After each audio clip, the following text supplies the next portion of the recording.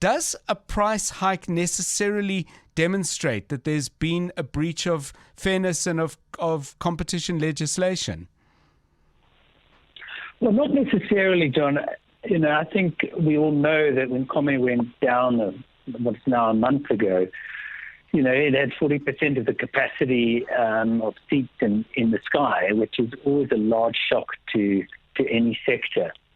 But at that point, we did have engagements with the other airlines to just say, look, we don't want you to exploit the situation. We know that now, there's going to be some capacity problems, and right. people are going to battle to get the last flight, and prices for those tickets will go up, and airlines will sell out, as we've seen this week as well. But I think the consumers have now come to us and say that our discussions with the airlines haven't done the trick in keeping them to be disciplined, and that we should look a little deeper.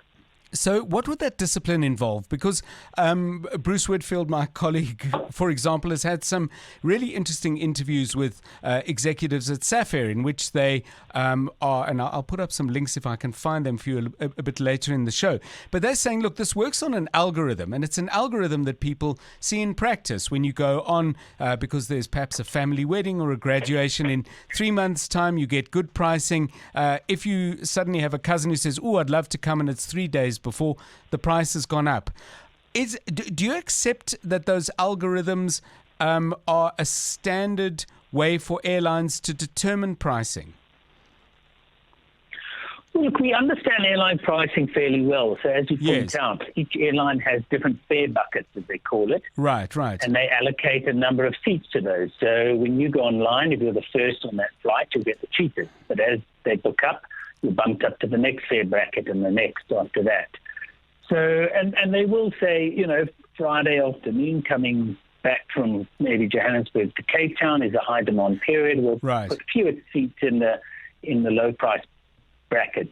I mean, what we've said to airlines is we do understand that, and that's all well and good. But where we will see you crossing the line is if you now add much new higher fare brackets on top of that, and you start shifting a lot more of your seats up to those higher brackets, then that is looking to actively take advantage of the situation rather than letting your algorithms play out. Right. So we acknowledge that prices might sell out as a result, and some people won't get a last-minute ticket. But that does mean that the consumer isn't exploited. So we have indicated to all of them where we see the line on this algorithm pricing, and that's what we'll have to assess now. News. Experts. Analysis. Where things stand. What you need to know. Drive Home with John Perlman On 702.